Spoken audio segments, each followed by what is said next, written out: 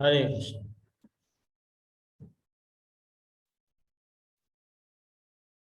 तो मैंने थोड़ी कल्चर कोर्स के लिए कभी कुछ स्लाइड्स बनाई थी। MIT में प्रपोजल आया था इसलिए फिर आगे बढ़ाया नहीं उसको। उसमें से हम थोड़ा ये गुरु महाराज की पुस्तक से ही है सर, मुख्य रूप से प्रिपरेशन कर रहे थे थोड़ी, उससे लेंगे थोड़ा। स्लाइड्स पहले अंग्रेजी में है, हिंदी में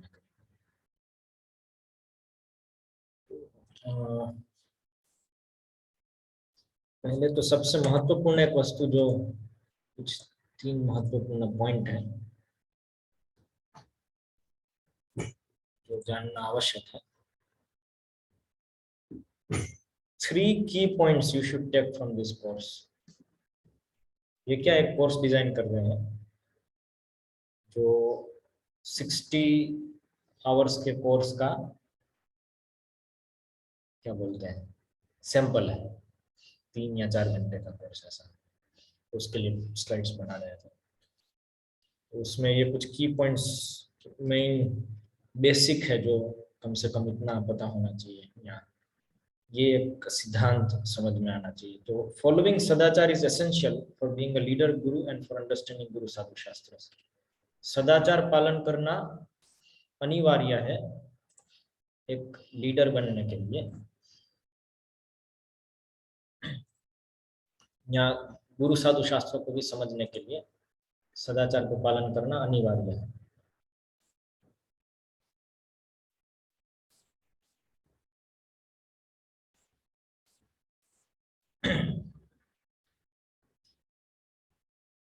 फिर दूसरा, ये बहुत महत्वपूर्ण पॉइंट है, फॉलोइंग सदाचार इज नॉट ऑल और नील। कई बार भक्त क्या सोचते हैं कि हम सब कुछ तो पालन कर नहीं सकते हैं, इसलिए ध्यान मत दो कुछ भी करो। या तो पूरा पालन करो या तो पालन कुछ भी चिंता ही मत करो, जो करना है करो, क्योंकि हम तो सब कुछ तो कर नहीं सकते। बहुत सारे नियम है, हम तो सब कुछ कहाँ कर सकते हैं। तो उसके कारण वो कुछ भी नहीं करते हैं, जो कर सकते हैं वो भी नहीं करते हैं। तो वो एक्चुअली में अवज्ञा हो जाती है। इसलिए ऐसा नहीं होना चाहिए, सदाचार के साथ साथ भक्ति है। चैतन्य जैसे हम कल अभी देखा था, तो चैतन्य महाप्रभु कितना डिटेल में बता रहे हैं सनातन गोस्वामी। तो वो वाक्य फिर धरे के धरे रह जाएंगे, इसलिए ऐसा नहीं होना चाहिए। फिर तीसरा जो रूल्स ऑफ सदाचार are the instructions of the lord about how to always remember him and never to forget him. ये तीसरा बात है। सदाचार के जो नियम है, जो वर्णाश्रम के नियम है, तो ये श्लोक तो बहुत प्रसिद्ध है। क्या? स्मर्तव्य सततम विष्णु विस्मर्तव्य न चातुचित। एक सदाचार है फोन बंद रखना। सर्व विधि निषेधास्यु रेतयो रेव किंकरा। सभी जो विधि विधि निषेध है वो भगवान को स्मरण करना उसके उस विधि निषेध के दास हैं। जामनगर में मैंने सदाचार के ऊपर भक्ति शास्त्र के भाग के रूप में एक सेमिनार लिया था। उसमें पूरा डिराइव किया था कि कैसे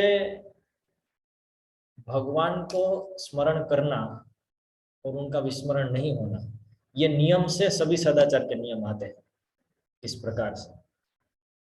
और उसमें यह स्थापित हो रहा था कि ये सदाचार के नियम अनिवार्य है यदि हमको भगवान को हमेशा स्मरण करना और कभी विस्मरण नहीं करना है। तो सामान्य भाषा में यदि हम समझे उसमें, तो ये व्यासदेव है,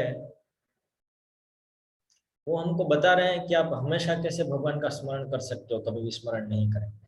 उस तरह से हमारी स्थिति में, साधक की स्थिति में, भौतिक जगत में जब बद्ध है तब कैसे करना है, उसके लिए पद्धति व्यासदेव ने बनाई। बनाई मतलब है भगवान ने ही दी है। तो वो पद्धति जो भगवान ने दी है, वो पद्धति व्यासदेव हमको दे रहे हैं कि आप इस प्रकार से करोगे तो हमेशा भगवान का स्मरण होगा और कभी विस्मरण नहीं होगा। अर्थात इस नियम को पालन करने में आपको अनुकूल परिस्थिति इसी प्रकार से प्राप्त होगी। तो वो व्यासदेव दे रहे हैं हमको, भगवान दे रहे हैं व्यासदेव के माध्यम से। तो उसको यदि हम कहें कि हाँ तो बस भगवान का स्मरण करो, तो फिर ये पद्धति की जरूरत नहीं, हम अपने हिसाब से कर लेंगे। तो ये अवज्ञा होगी और क्या हुआ। उन्होंने इतनी मेहनत करके हमारे लिए दिया है कि इस प्रकार से आप कर सकते हो हमेशा स्मरण, और हम कहते हैं नहीं बस वो तो स्मरण हो जाता है, बस हो गया, हम तो अपने हिसाब से सोच लेंगे, इस तरह से स्मरण कर लेंगे। तो हमने इनडायरेक्टली यही कहा कि आपने एक पद्धति बनाई है, वो आपकी पद्धति है, लेकिन हमारे पास भी एक पद्धति है जिससे हम आपका स्मरण कर सकते हैं, आपको चिंता करने की जरूरत है, ऐसा हम कह रहे हैं। तो वो श्लोक को दुरुपयोग नहीं करना चाहिए इस तरह से। उस श्लोक का अर्थ ये नहीं है कि वर्णाश्रम के नियम की जरूरत नहीं है। उस श्लोक का अर्थ ये है कि नियम तो पालन कर रहे हो, लेकिन ये भूल गए कि भाई स्मरण करना है, उसकी जगह कुछ और कर रहे हो, नियम पालन करके उसका दुरुपयोग कर रहे हो, तो वो गलत है। वो उसका एसेंस बताने के लिए।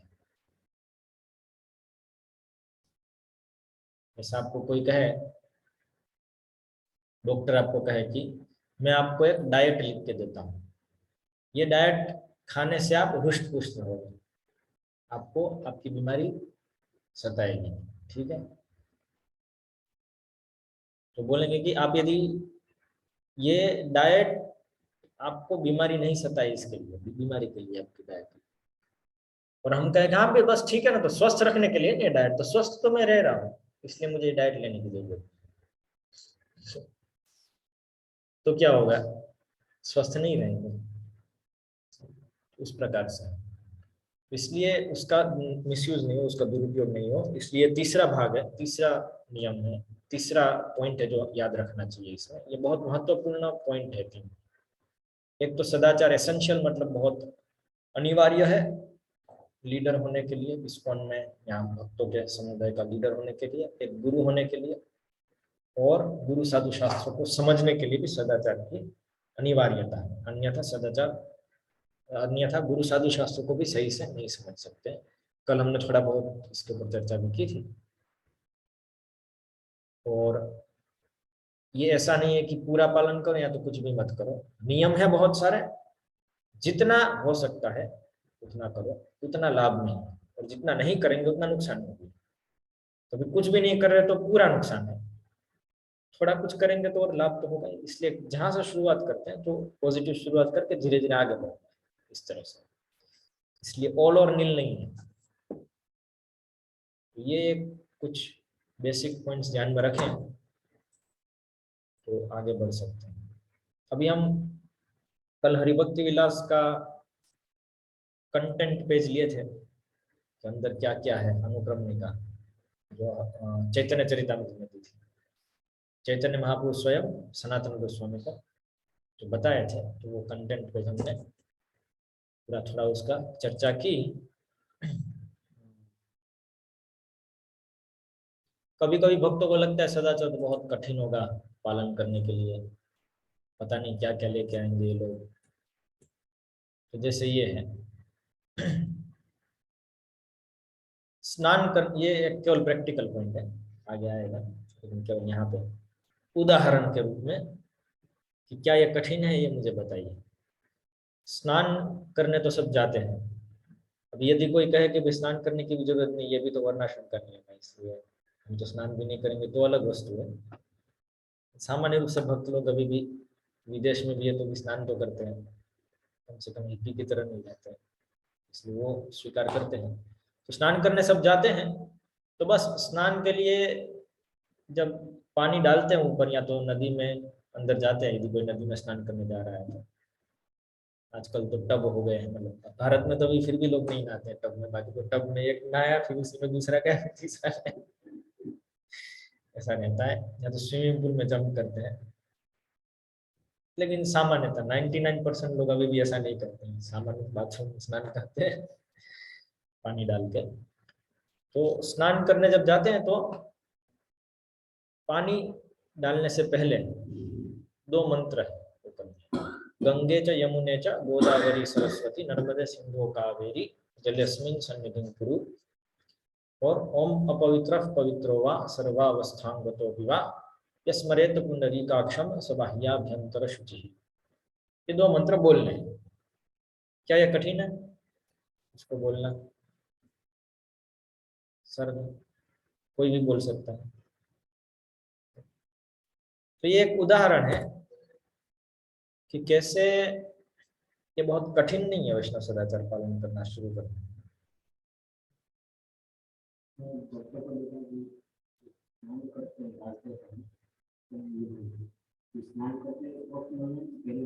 पहले स्नान से बोल करके भी स्नान करना शुरू।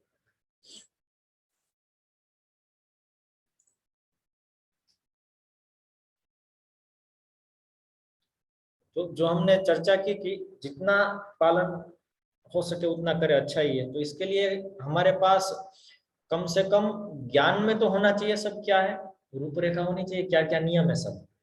तब तो उसमें से हम कुछ जो जो सामर्थ्य है वो पालन करेंगे, और जब जब जिस जिस का सामर्थ्य बन रहा है वो पालन करेंगे। तो इसलिए वो सब क्या सब चाहिए उसका ज्ञान तो होना चाहिए कि हाँ क्या सब है नियम। इसलिए उसको जानने का पूरा प्रयास होना चाहिए। जानने के बाद जो पालन कर सकते हो करें, और धीरे धीरे उसमें आगे बढ़े। भगवान और भी शक्ति देंगे, धीरे धीरे हमारा सामर्थ्य भी बढ़ाएंगे। हम जब जानते हैं तो सही से पालन कर सकते हैं। तो बहुत सारे नियम जानने आवश्यक है भक्तों के लिए, और खासकर जो गुरु है तो उसके लिए तो बहुत जरूरी है जानना, और जो लीडर है उसके लिए भी बहुत जरूरी है जानना, क्योंकि उसके अंतर्गत जो लोग हैं उनको मार्गदर्शन देना है। तो जानना तो आवश्यक रहेगा ही उनके लिए। यदि नहीं जान रहे हैं तो कैसे मार्गदर्शन करें। जैसे हरि भक्ति विलास में 150 से ऊपर प्रकार के फूल का वर्णन है, भगवान को अर्पण कर सकते हैं। और जो अर्पण नहीं कर सकते उसका भी वर्णन है, और बीच वालों का भी वर्णन है। तो भी मान लीजिए कि कोई व्यक्ति, कोई लीडर, उसको ये सब वर्णन पता है, तो भी किसी भी अवस्था में जाएगा, कहीं भी किसी भी देश में जाएगा, वहां पे कुछ उपलब्ध नहीं है, कुछ प्रकार के फूल कुछ प्रकार के उपलब्ध है, तो वहां पे डाउट उत्पन्न नहीं होगा क्या करना है।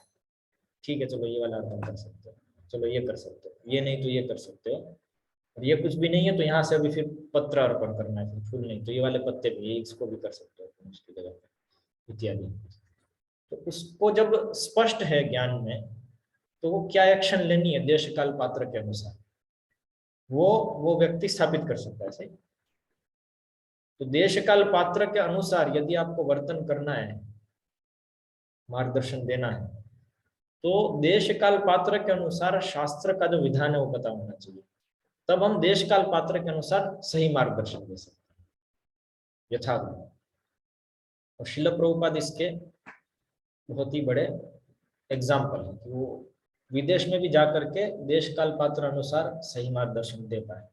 लेकिन मान लीजिए कि ये चीज हमको नहीं पता है, तो क्या होगा, देश काल पात्र के अनुसार हम अपने मन से कुछ करेंगे, कुछ मार्गदर्शन देंगे, कुछ करेंगे, और ये अपने मन से कुछ करेंगे, कुछ मार्गदर्शन देंगे, और ये अपने मन से कुछ करेंगे, कुछ मार्गदर्शन देंगे, जो तीनों अलग अलग होगा, क्योंकि नासा ऋषि यस्य मतम न भिन्नम।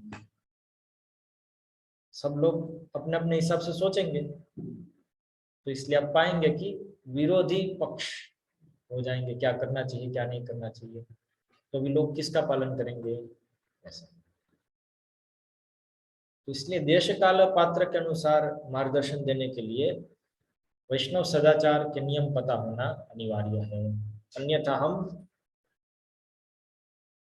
बिना डाउट, बिना संशय, किसी को निसंशय होकर के नहीं बता सकते कि ये मार्ग सही है या इस प्रकार से करना सही है। तो इसलिए ये आवश्यक है। जब क्या होता है कि भक्त लोग अपने मन से मार्गदर्शन देना शुरू कर देते हैं, उसका कोई प्रमाण नहीं रहता है, तो इनके फॉलोअर भी जो है वो अपने मन से फेरबदल करना शुरू कर देते हैं, क्योंकि वो भी जानते हैं, इनको पूछेंगे वो अपने हिसाब से बताएंगे, हम अपने हिसाब से कर ही सकते हैं, उसमें कोई समस्या नहीं। ऐसा हो करके वो मनोकल्पना की परंपरा बन जाती है, तो उससे किसी का लाभ नहीं होता है। उससे गुरु परंपरा से विरोधी कार्य होने लगता है। इसलिए बहुत आवश्यक है। और देशकाल पात ये गुरु साधु शास्त्र के अनुसार ये पूरा हम जब जानते हैं वैष्णव सदाचार,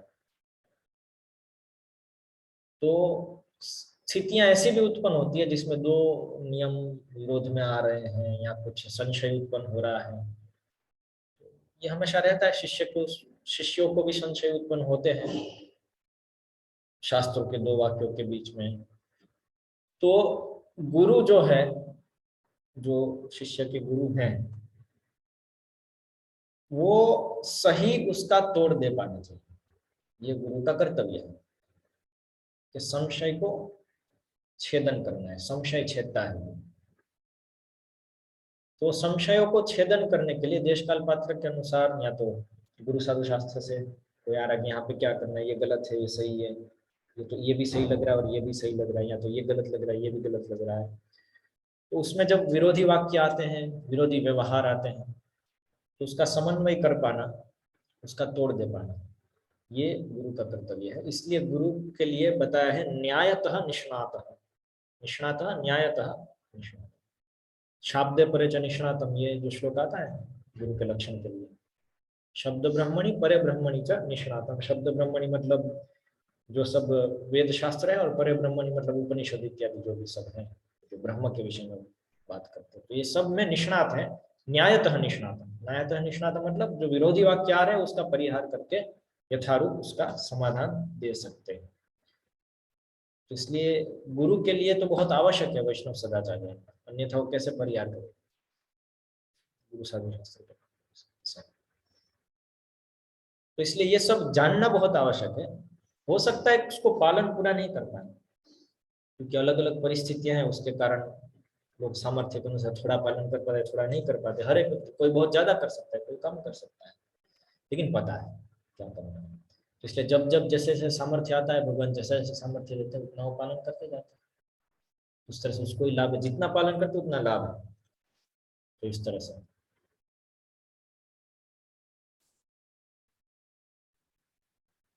फिर हम और कुछ बहुत तो थ्योरी में नहीं जाएंगे, मीनिंग ऑफ सदाचार और सब इतना विस्तार में नहीं करेंगे। सदाचार मतलब हमने कल देखा था सत लोगों का आचरण, वैष्णवों का आचरण, सत लोगों का आचरण जो आध्यात्मिक प्रगति करने में कटिबद्ध है। ऐसे लोगों का जो आचरण है, आचरण मतलब दिनचर्या जो भी कुछ करते हैं, शरीर मन और वचन से वो आचरण में वो सब करना वो सदाचार है। और सदाचार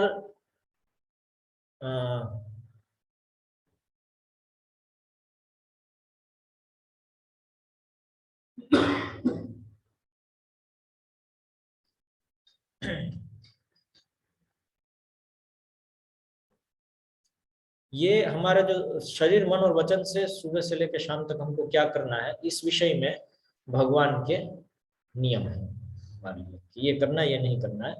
ये नियम यदि हम इन नियमों के द्वारा नियमित नहीं होते, संचालित नहीं होते हैं, तो हम माया के द्वारा संचालित होते हैं। कोई ना कोई तो संचालित करेगा ना, तो इसलिए हम माया के द्वारा संचालित होते हैं, जो कि अलग अलग प्रकार से प्रकट होती है। एक तो हमारी इच्छा के अनुसार प्रकट होती है ओवरविम। फिर दूसरा है कि हमारे जो जानने मानने वाले हैं, हमारे अच्छे प्रिय लोग हैं, उन लोगों की इच्छा और उन लोगों की इच्छा के ऊपर कि वो निर्भर करता है हम क्या करेंगे, उनकी भी। और फिर हमारे आलस्य से वो प्रकट होता है। कभी आलस आती है जो ये नहीं करना है, ठीक है चलेगा ना, उसमें क्या भक्ति है। तो आलस्य से वो संचालित होती है, हमको क्या करना है क्या नहीं करना, होता है कि नहीं होता है। आलस्य से संचालित होता है आदमी, ये करो आज आचमन करो नहीं करो, चल जाएगा, मंगलाती जाना है, लेट हो जाएगा, आचमन नहीं करता है। कुछ लेट होने वाला होता नहीं है, लेकिन फिर भी होता है। बहुत आलस्य से सब चीज संचालित होने लगती है। आज इच्छा नहीं कर रही है, आलस्य हो रहा है तो नहीं करते, तमोगुण है ना। और अलग अलग प्रकार के देश काल पात्र जो हम बनाते हैं उससे संचालित होने लगती है। हम जिस कल्चर में पले बड़े हैं उसके अनुसार भी संचालित होती है, खासकर ये विदेशी लोगों के लिए बहुत मैटर करता है। दिल्ली में जन्मे लोगों के लिए भी, दिल्ली और विदेश में कुछ बहुत अंतर नहीं है। भारत में विदेश की जो भी चीजें आती है सबसे पहले दिल्ली में आती है, फिर आगे बढ़ती है। इसलिए आपको भारत का सबसे डिग्रेडेड जगह है तो कहे कि दिल्ली होगा। सभी कुछ वहां पे पहले आता है। उस प्रकार की जगह पे यदि कोई पला बड़ा है ऐसे कल्चर में, तो उस उन आदतों के अनुसार उनकी दिनचर्या और क्या शरीर मन वचन से क्या कर रहे संचालित होता रहेगा। और नास्तिकतावादी जो प्रभाव है उनके मन में, उसके अनुसार भी चीजें संचालित होती है। इस प्रकार से अलग अलग प्रकार से वो माया से संचालित होती है उसको। तो अभी इसमें सदाचार जो है उसको दो भाग में बांटा गया है, क्योंकि कोई बोलेगा ये तो सब नियम पालन करेंगे तो स्मार्त नियम हो गए, स्मार्त लोग ये सब इतना पालन करते, वैष्णव तो नहीं पालन करते इतना सब। तो ऐसा सब लोग बोलते हैं ये सब तो हमको पालन नहीं करना है, तो ऐसा नहीं है, ये बात गलत है। स्मार्त लोग ये सब नियम पालन करते हैं, वैष्णव इससे भी आगे पालन करते हैं। स्मार्त तो थोड़ा करते हैं, वैष्णव तो बहुत करते हैं। नियम के साथ साथ उसके पीछे जो उसका मर्म है, उसकी जो जान है नियम की, भगवान की सेवा, उसके साथ इसको पालन करते हैं। शरीर है और आत्मा है। शरीर है ये सब सदाचार के नियम, और आत्मा है भगवत भक्ति, भगवत भावना, भगवत भक्ति। तो स्मार्त किसको बोल रहे हैं हम? वो स्मार्त ब्राह्मण सो बोल रहे, वो आत्मा भूल गए, केवल शरीर ध्यान में है। मतलब सदाचार के नियम तो पता है, भक्ति नहीं चाहिए, तो आत्मा के बिना शरीर चाहिए, डेड बॉडी। इसलिए बताया ना,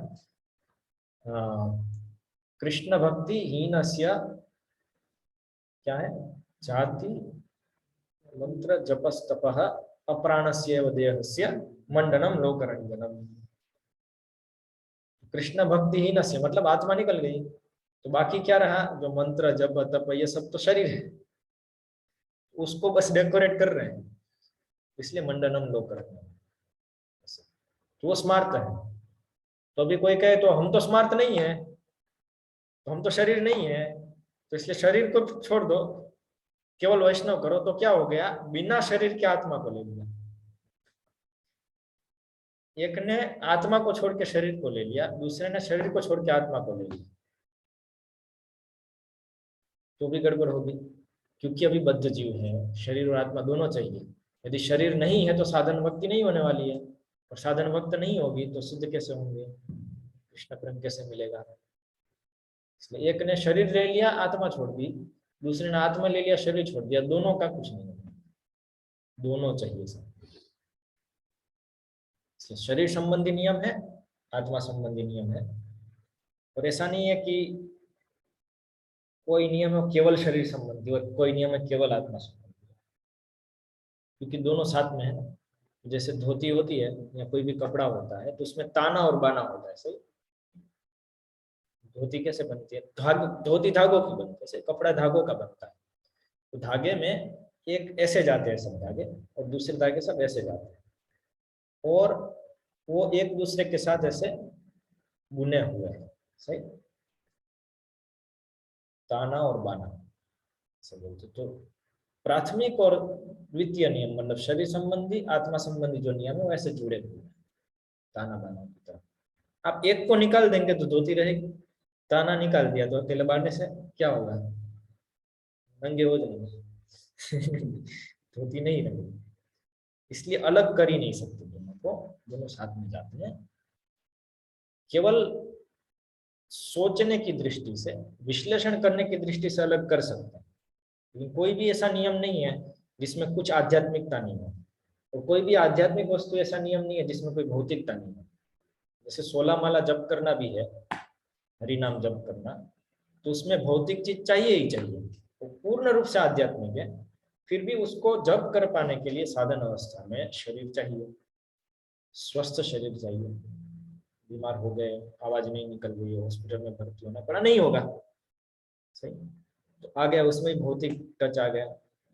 और जो कंप्लीटली भौतिक क्रिया है, स्नान करना, उसमें भी आध्यात्मिक टच है, क्योंकि स्नान करने में पद्धतियां हैं, विष्णु का नाम का स्मरण है, और ये हम कर रहे हैं भगवान की संतुष्टि के लिए। भगवान को नहीं तो बिना स्नान किए पूजा नहीं हो पाएगी। भौतिक आध्यात्मिक दोनों इकट्ठा हो गया ना। स्नान किए बिना पूजा नहीं कर सकते। पूजा आध्यात्मिक है, स्नान भौतिक है। स्नान में मंत्र आ गए, ये चेतना आ गई कि भगवान की पूजा करने के लिए स्नान करना है। ये सब एक दूसरे के साथ जुड़ा हुआ है, इसलिए ऐसा नहीं कह सकते भौतिक है या आध्यात्मिक है। लेकिन विश्लेषण करने के लिए दो प्रकार के नियम है, एक प्राथमिक प्राइमरी मतलब मुख्य, और दूसरा सेकेंडरी मतलब गौण, शरीर संबंधी आत्मा संबंधी ऐसा कह सकते हैं। मुख्य है आत्मा संबंधी है। जैसे बहुत सारे नियम है तो दोनों में भेद करते हैं गुरु महाराज। जैसे क्योंकि हरिभक्त विलास के 11वें विलास के 800वें श्लोक में दिग्दर्शनी टीका में दिया है भेद। तो भेद इस प्रकार से है कि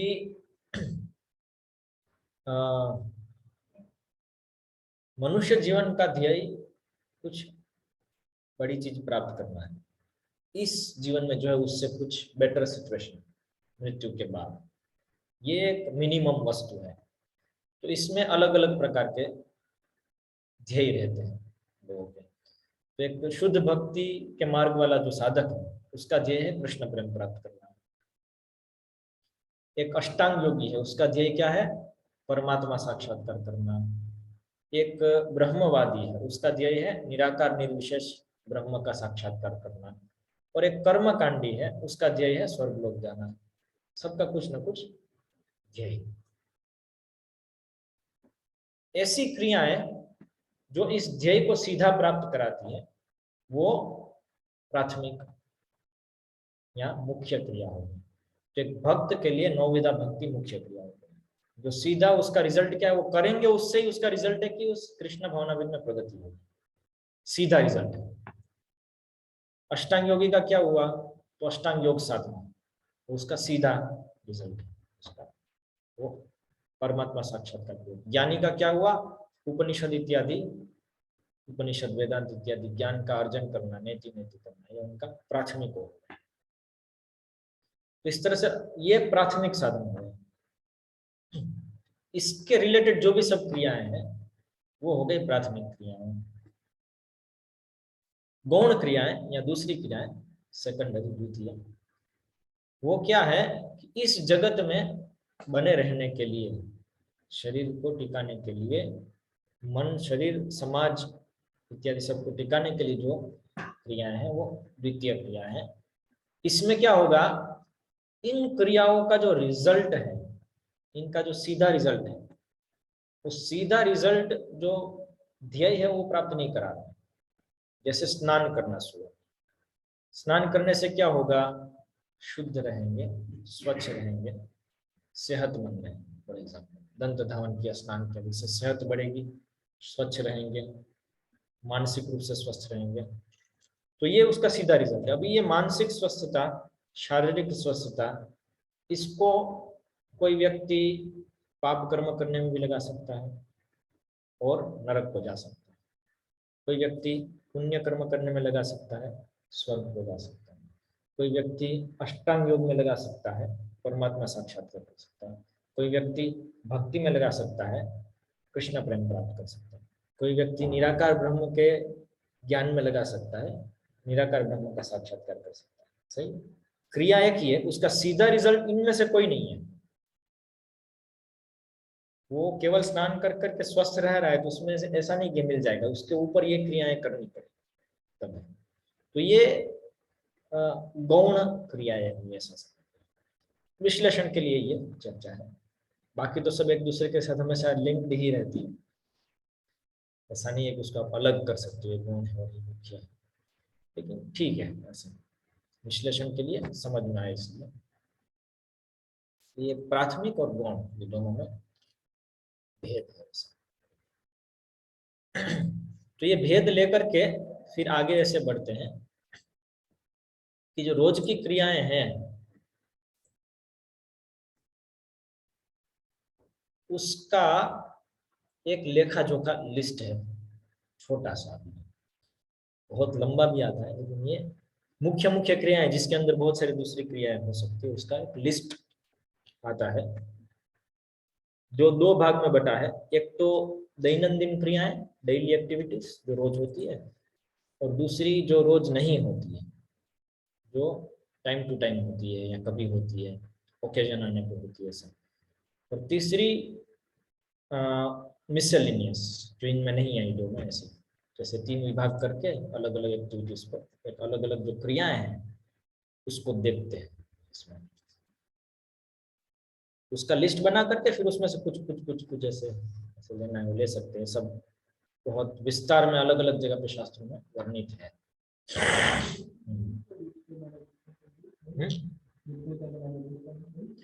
नित्य नैमित्तिक काम्य कर्म, उसकी अलग व्याख्याएं हैं।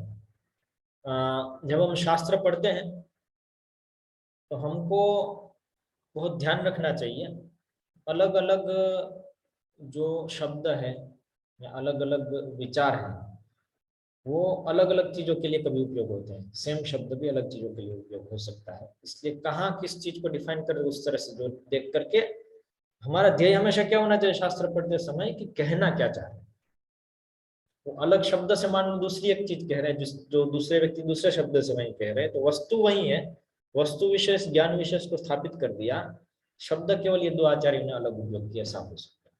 तो जहां तक नित्य नैमित्तिक काम्य कर्म की बात है, तो नित्य कर्म में थोड़ी अलग अलग व्याख्याएं भी है। जैसे एक सामान्य व्याख्या है कि नित्य मतलब रोज जो करते हैं उसको नित्य कर्म कहते हैं, लेकिन रोज करने वाले कार्य सब नित्य कर्म नहीं होते हैं, क्योंकि नित्य कर्म की दूसरी मुख्य व्याख्या है कि जो नहीं करने से पाप लगता है, जो नहीं करने से दोष होता है।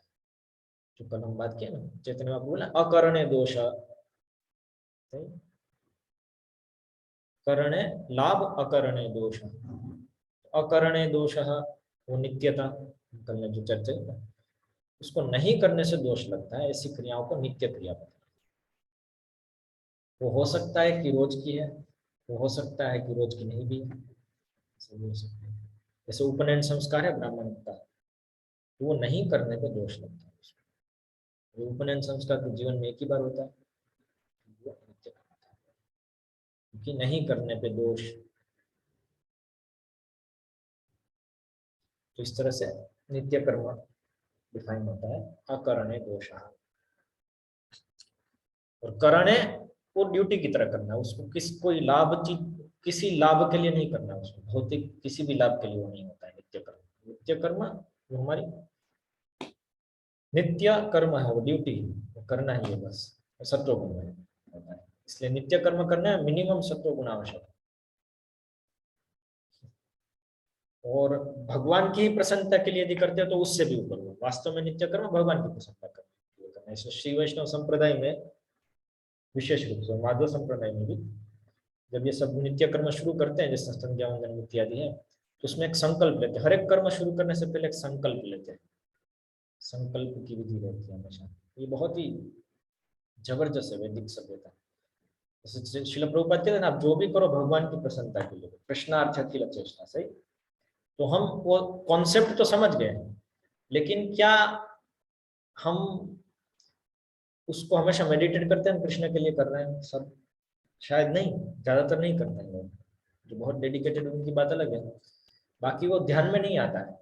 तो इसलिए भगवान ने क्या सिस्टम बनाई है, संकल्प होता है हर एक कार्य करने से पहले, संकल्प होता है जिसको आरंभ कहते हैं, उसको आरंभ कहते हैं। इसलिए भगवान कहते हैं ना, यस्य सर्वे समारंभाः काम संकल्प वर्जिताः, जिसके सभी समारंभ मतलब सभी जो संकल्प लेते, सभी कार्य शुरू करने से पहले जो संकल्प लेते वो काम संकल्प से वर्जित है, अर्थात मुझे कुछ चाहिए ऐसा संकल्प नहीं है।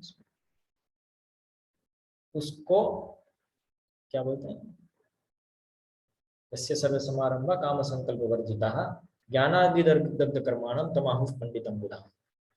तो वो ज्ञान की अग्नि से सभी कर्मों को नष्ट कर देता है। तो संकल्प क्या है किसी कार्य से पहले संकल्प लेना? तो ऐसा है कि जैसे संध्या वंदन करना है, तो मैं ये संध्या वंदनम अमुक अमुक में इसका शिष्य या इसका पुत्र ऐसा ऐसा करके पहले बताते हैं, मैं ये व्यक्ति ये कार्य का भी विवरण करते हैं, ये संध्या वंदनम इत्यादि ये जो है जो मुझे गुरु से प्राप्त हुआ, ये कृष्ण प्रीति अर्थे करोमि, कृष्ण की प्रीति के लिए मैं अभी करने जा रहा हूँ। रोज ये बोलना है। देखिए, तो उसको व्यावहारिक रूप में, जो हम थ्योरेटिकल पुस्तक में पढ़ रहे हैं, उसको व्यावहारिक रूप में ये सदाचार लेकर रोज बोलना है। मैं ये कृष्ण प्रीति अर्थे अहम करोमि। कोई कभी बोलता है कि मैं अपने परिवार के भले के लिए कर रहा हूं, ऐसा भी कोई बोलता है संकल्प में। या पुत्रार्थे करोमि, पुत्र प्राप्त करने के लिए मैं कार्य कर रहा हूँ, ऐसा भी बोलते हैं। संकल्प में अलग अलग, ये काम संकल्प, पुत्र प्राप्त करने के लिए मैं ये कर रहा हूँ। तो इस तरह से ये संकल्प देते शुरुआत में। तो कैसा है संकल्प के ऊपर? नित्य कर्म, हाँ नित्य कर्म में उसमें कोई काम का संकल्प नहीं होता है, केवल और केवल ड्यूटी के लिए, या तो भगवान की प्रीति के लिए, इसमें कृष्ण प्रीति अर्थ। नैमित्तिक कर्म क्या है? वो भी नित्य कर्म की तरह ही है, वो भी अकरणे प्रत्यवाय। लेकिन नैमित्तिक कर्म जो है वो ओकेशनल है। कोई इवेंट हुआ तब वो करना है, निमित्त उत्पन्न होने पे वो करना है। उसका नियत निमित्त नहीं, मतलब टाइम में उसका निमित्त नहीं कि ये टाइम आया तो करना है, समय उसका निमित्त नहीं है, कोई घटना उसका निमित्त, इसलिए वो नैमित्तिक कर्म है।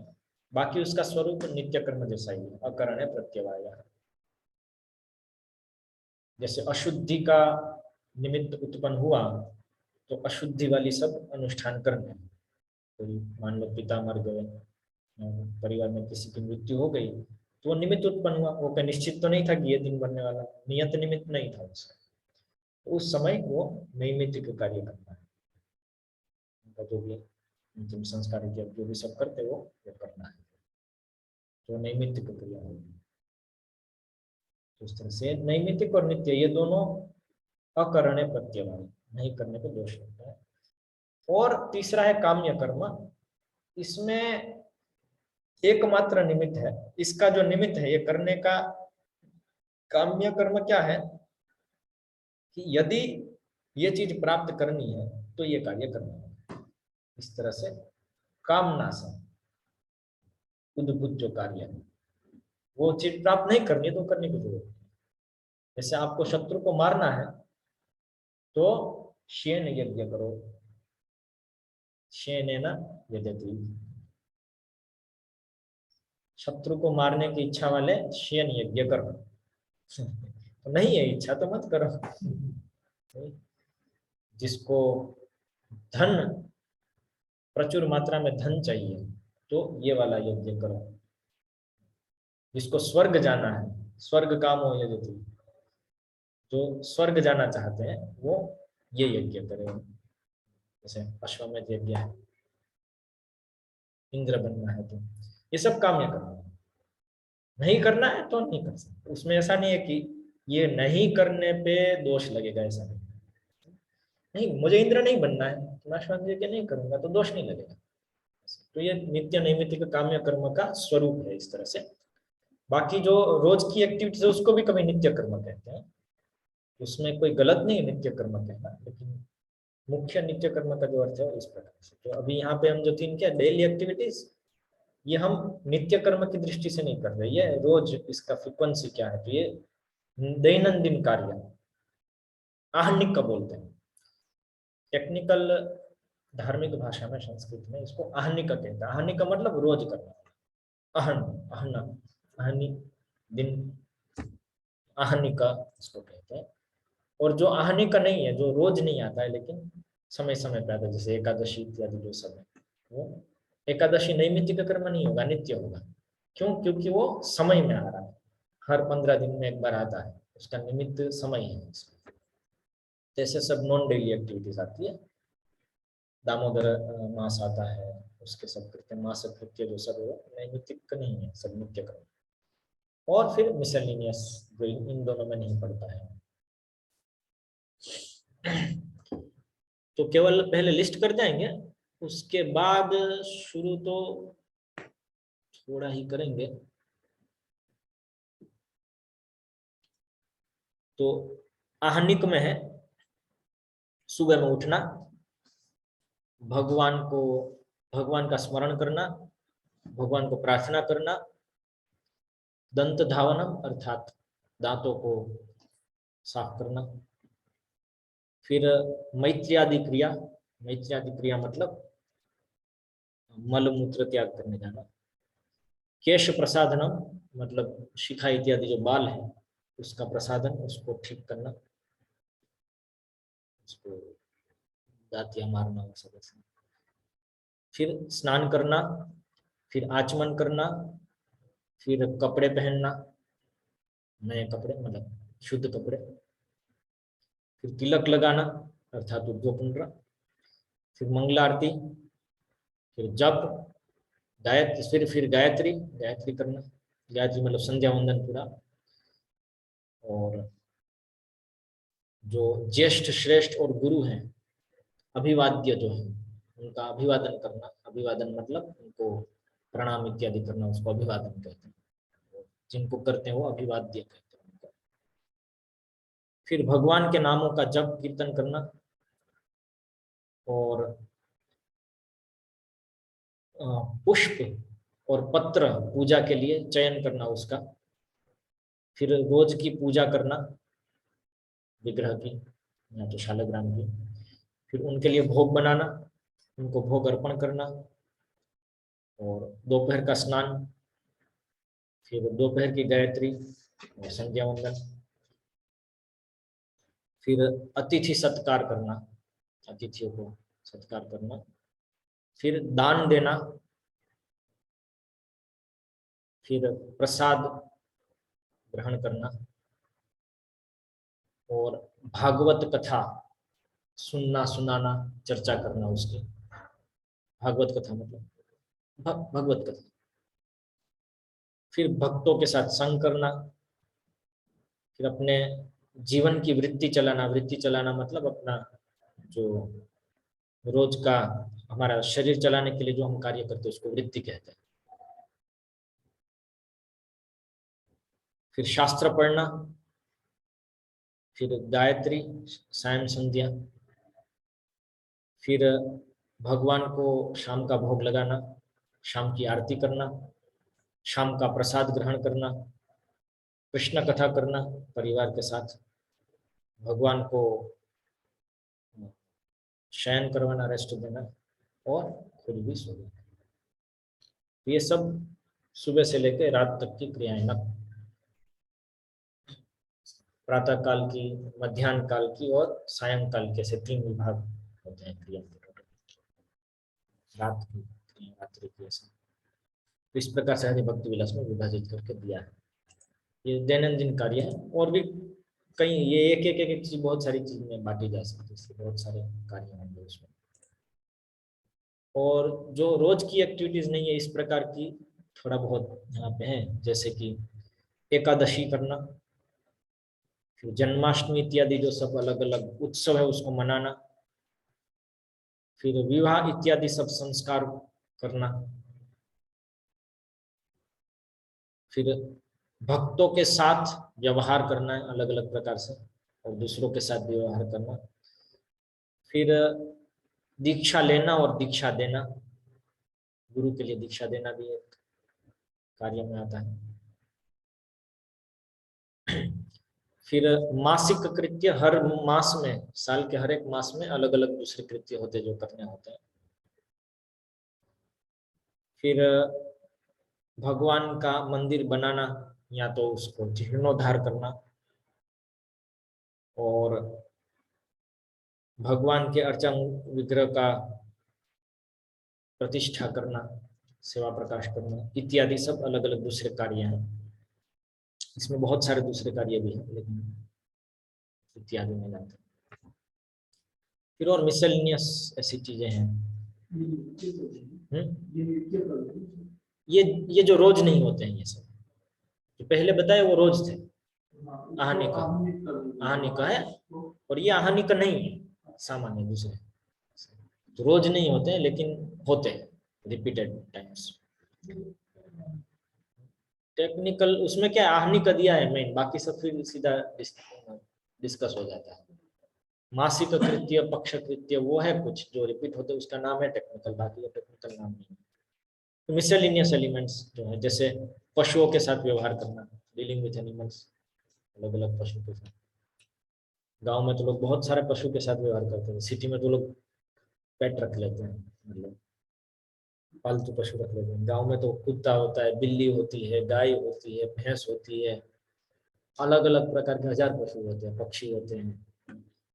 तो पशुओं के साथ व्यवहार, पौधों के साथ व्यवहार, पौधे, प्लांट्स, पेड़ पौधे सबके साथ व्यवहार कैसे करते हैं, इन सब इस प्रकार की सब जीव जाति उनसे कैसे व्यवहार करते हैं, पशु पक्षी कीट पतंग पेड़ पौधे सबके साथ एक एक प्रकार के व्यवहार होते हैं। इसका भी वर्णन शास्त्र में, भागवतम में होता है। फिर वास्तुशास्त्र को पालन करना, ज्योतिष को पालन करना इत्यादि। फिर शिष्यों के साथ व्यवहार, गुरु का और शिष्यों का गुरु के साथ व्यवहार। फिर किससे भोजन ग्रहण करना है, किससे नहीं करना है, किसका भोजन स्वीकार करना है, किसका नहीं करना है, इस तरह के जो विचार है। फिर कहाँ पे रहना है, कहाँ पे नहीं रहना है। फिर हिंसा कहाँ करनी है, कहाँ नहीं करनी है। फिर हमारे जो कोई हमको निंदा करता है, हमारी सराहना करता है, तो उसका जवाब किस प्रकार से देना है, किस प्रकार से उसको रिस्पॉन्ड करना है। फिर क्या देखना है और क्या नहीं देखना है, ये भी है। कहाँ नजर जानी चाहिए, क्या चीज देखनी चाहिए, क्या चीज नहीं देखनी चाहिए, ये भी एक बहुत बड़ा विषय रहता है। जैसे कभी सूर्योदय देखते नहीं है, सूर्यास्त देखते नहीं है, फिर लोग पैसे दे के वो देखने जाते हैं। ऐसी बहुत सारी चीजें, क्या देखना है क्या नहीं देखना है, अपना मल नहीं देखना है, सवर्ण में ऐसी बहुत सारी, क्या देखना क्या नहीं देखना बहुत महत्व। क्या सुनना क्या नहीं सुनना, क्या पढ़ना क्या नहीं पढ़ना, क्या छूना क्या नहीं छूना, पैर नहीं छूना है, नाक के अंदर का नहीं छूना है, कान के अंदर नहीं छूना है, छूते तो हाथ धोना इत्यादि। क्या छूना क्या नहीं छूना, किसको शिक्षा देना किसको नहीं देना, और अलग अलग प्रकार के संबोधन, सबको किसको क्या कह के बुलाना है। जैसे हम तो सामान्य रूप से जानते हैं, माता है तो माँ, स्त्री है तो कोई माता कह के बुलाओ। स्त्री में भी अलग अलग अलग प्रकार की स्त्री रहेगी, क्या कह कह के बुलाना है। पुरुषों में भी अलग अलग क्या क्या संबंध के अनुसार क्या क्या बुलाना है। पशुओं को क्या कह के बुलाना है, नदियों को क्या कह के बुलाना है इत्यादि। संबोधन अलग अलग प्रकार के, तो संबोधन के ऊपर आता है।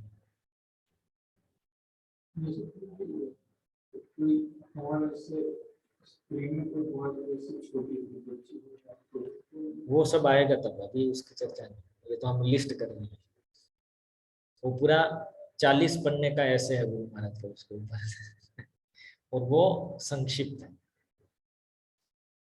संक्षिप्त है। उसका विस्तार करेंगे तो लगभग 150 पन्ने होंगे। उसमें से एक भाग में आपको रिसर्च करने के लिए सौंप दूंगा, ठीक है। आवश्यक है, लोगों को पूछ पूछ करके इकट्ठा करो।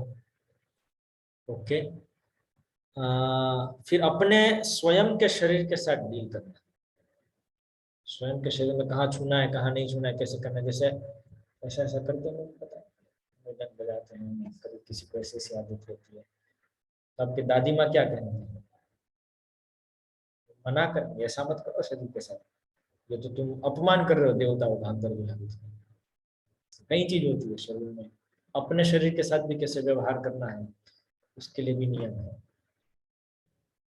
पैर के ऊपर पैर खुरचते नहीं है, नाखून बजाते नहीं है, ऐसे ऐसे मुख में हाथ डाल के नाखून काटते नहीं है, दांत नहीं बजाते हैं, दांत से म्यूजिक नहीं बजाते, ऐसे बहुत सारे। अपने शरीर के साथ कैसे डील करना है उसके भी बहुत नियम है।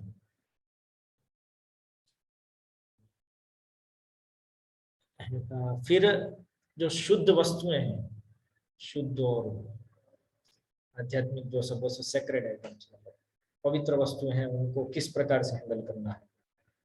जैसे माला हम नीचे रख देते हैं, किसी की सीट के ऊपर रख देते हैं, तो ऐसी सब पवित्र वस्तुएं कहाँ, क्या भागवतम को कहाँ रखा है। भागवतम होता है सब फटा पुराना हो जाता है रोज पढ़ पढ़ करके, उसका कोई ध्यान नहीं रख रहा है। इत्यादि। भागवतम जिस डेस्क के ऊपर रखा है क्लास के लिए, उसके नीचे आप हाथ डालेंगे तो इतने सारे मकड़ी के जाले मिलेंगे। ऐसे बहुत सारी चीजें किस जो पवित्र वस्तु उनके साथ कैसे डील करना है। फिर बात करने के लिए और बोलने के लिए अलग अलग प्रकार के नियम होते हैं। क्या बोलना है, कैसे शब्द होने हैं, कैसे व्यवहार में आप जब चर्चा कर रहे हैं तो सामने वाला क्या है, हम क्या है, उसके अनुसार क्या ध्यान रखना है चर्चाओं में, ये सब स्पीकिंग एंड कन्वर्सेशन। फिर दूसरे की चीजें उपयोग करने के ऊपर, सामान्य रूप से नहीं करनी चाहिए, लेकिन यदि करनी पड़ती है और करनी पड़ती है तो कैसे करनी है। जैसे मैं उदाहरण देता हूँ कि पहले के जमाने में मान लो कोई जा रहा है एक जगह से दूसरी जगह पर जा रहा है, तो हो सकता है कि स्नान का समय हो गया, स्नान कहाँ करेगा, नदी आजू बाजू में है नहीं, तो किसी का कुंड है, किसी का अपना कुंड है, पहले होता था लोग के घर के पीछे अपने कुंड रहते थे, तो उस कुंड में यदि वो स्नान करने जाता है तो स्नान कर सकता है, मना ही नहीं है। स्नान करने के बाद उससे 2 मुट्ठी मिट्टी बाहर निकाल के रख देनी कुंड के अंदर से। क्यों? कि वो कुंड वो व्यक्ति मेंटेन कर रहा है, मेरे शरीर का मल अंदर गया कुंड में, मैं स्नान किया, तो वो यदि उसको साफ कर देगा पूरा, तो उसका कर्म मेरे पे चढ़ गया, मेरे लिए उसने सेवा कर दी, इसलिए मैं खुद वो निकाल लूंगा बाहर। तो मैंने जितना किया उससे ज्यादा बाहर निकाल लिया तो ठीक है, अच्छा है। ऐसे निकालने, ऐसे बहुत सारी चीजें हैं। चीनी किसी से ली 1 कटोरी, तो कटोरी वापस देते तो खाली नहीं देते, और थोड़ा ज्यादा ही भर के देते जितना लेके आए थे उससे। ये दूसरे की चीजों को उपयोग करने के अलग अलग नियम। समझ में आ रहा है कितना महत्वपूर्ण है ये सब भक्ति के लिए भी। जनरली क्या होता है, भक्त भक्ति में आते तो पहले दान करते थे, अभी दान देना भी बंद कर देता, अभी तो हम भक्त हो गए। तो मतलब जो अपनी वस्तुओं के ऊपर उसकी जो आसक्ति थी वो बढ़ गई। आसक्ति कटनी चाहिए, उसकी जगह वो बढ़ा दी अपनी आसक्ति उसने। मंदिर को भी दान नहीं देते, कहीं दान नहीं देते। यदि भक्ति में नहीं होते तो शायद वो आसक्ति घटाते, चलो इधर भी दान देते इधर भी देते, तो खुद भोग नहीं किया। तो बढ़ना चाहिए, उसकी जगह उल्टा कम हो जाता है, क्योंकि ये सब नियम प्लेस में नहीं है, उसके कारण मन माया गलत फायदा उठा लेती है। तो इसको पता है कि तुम तो भक्त बन गया, अभी घर में खर्चा करो, वो भक्तों के ऊपर खर्चा है, तो वही सब हो गया, लेकिन होता नहीं है। तो उसके कारण आसक्ति बढ़ जाती है, और उसके कारण फिर भक्ति में प्रगति होती है। तो ये सब बहुत सारी चीजें हैं ऐसी। तो फिर अग्नि और ऐसी सब चीजों के साथ कैसे व्यवहार करना है। अभी अग्नि के साथ क्या व्यवहार करेंगे, उसको जलाना ही होता है? नहीं, ऐसा नहीं होता है। अग्नि के साथ, अग्नि देव है तो देवता के साथ व्यवहार होता है। भूमि देवी देवी है, उनके साथ भी व्यवहार होता है। ऐसा ही नहीं कहते, नदी देवी है, उनके साथ भी व्यवहार होता है, वो व्यक्ति है। उस प्रकार से सही व्यवहार की पद्धति क्या है उनके साथ। और ऐसे सब छोटी छोटी दूसरी बहुत सारी चीजें हैं, दाएं हाथ से लेना बाएं हाथ से लेना इत्यादि इत्यादि, ये सब चीजें इसमें शामिल है मिसलेनियस में। शुद्धि, सफाई इत्यादि ये सब इसमें आ जाता है। क्लीनलीनेस, टाइडीनेस, ये सब, इन सब एक्टिविटीज की लिस्ट हो गई। अभी हो गए हैं 9:15। अभी यहाँ पे टॉपिक शुरू होगा उत्थानम, वेकिंग अप। समय हो गया सोने का। हैं?